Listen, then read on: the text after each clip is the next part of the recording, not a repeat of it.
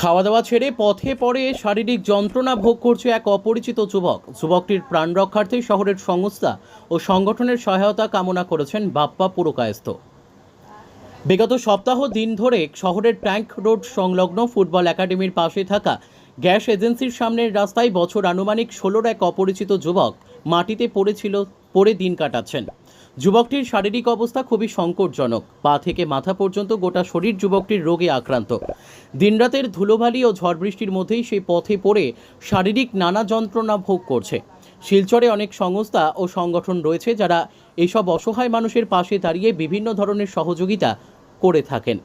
তাই মানবিকতা ও সমবেদনার দিক থেকে সড়কে অসহায় অবস্থায় পড়ে থাকা সেই অপরিচিত যুবকের প্রাণ বাঁচাতে শহরের সংস্থা ও সংগঠনকে এগিয়ে আসার কাতর আবেদন জানিয়েছেন শিলচর ইন্ডিয়ান সার্ভিসের কর্মী বাপ্পা পুরকায়স্থ।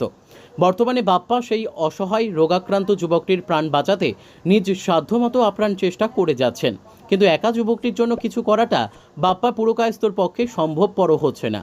যদি কোনো সংস্থা বা সংগঠন এগিয়ে এসে যুবকটির চিকিৎসা করান তাহলে হয়তো তার প্রাণ বেঁচে যাবে। যুবকটি বর্তমানে খাওয়া দাওয়া কিছুই করতে পারছেন না নিজের শারীরিক যন্ত্রণার কথা বলতে। দিনরাত মাটিতে পড়ে চরম শারীরিক যন্ত্রণা ভোগ করছে সেই অসহায় যুবকটি। তাকে চিকিৎসা করানোর পাশাপাশি যুবকটির প্রাণ রক্ষার্থে সকলের সহযোগিতা কামনা করেছেন শহরের উদীয়মান যুবক বাপ্পা পুরকায়স্থ। ব্যুরো রিপোর্ট, আমাদের টিভি। নমস্কার, আমি বাপ্পা পুরকায়স্থ। আমি এখানে ব্যবসা করি। আজকে এই যে ছেলেটা আজকে নেওয়ার ওর 5-7 দিন থেকে এখানে পড়া আছে। তার শরীরের অবস্থা খুবই খারাপ। পাও থেকে হাতে পড়ার শরীর সমস্ত শরীরে বিভিন্ন রোগ হয়েছে।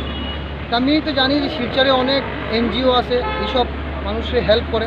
তাই আমি এনজিওর একটা কাছে অ্যাপিল করলাম এই মানুষটার একটা হেল্প করার লাগে কেউ আগ বাড়িয়ে হোক। আমি একলা তো হেল্প করতে পারতাম না। কোনো একটা এনজিও আইয়ে তারা নিয়ে যদি মেডিকেল ভর্তি করে আমার মনে হয় তার জীবনটা বাঁচবো বা শরীরের যে যন্ত্রণাটার থেকে মুক্তি পাইব। তার শরীরে এমনভাবে যন্ত্রণা করে দেখেন, আপনি পাউডার দেখেন একটু পাউডার দেখেন, পাউডারের অবস্থা দেখেন। এইভাবে হাতটা দেখেন আমার শরীরে আস্তা শরীরে এই অবস্থা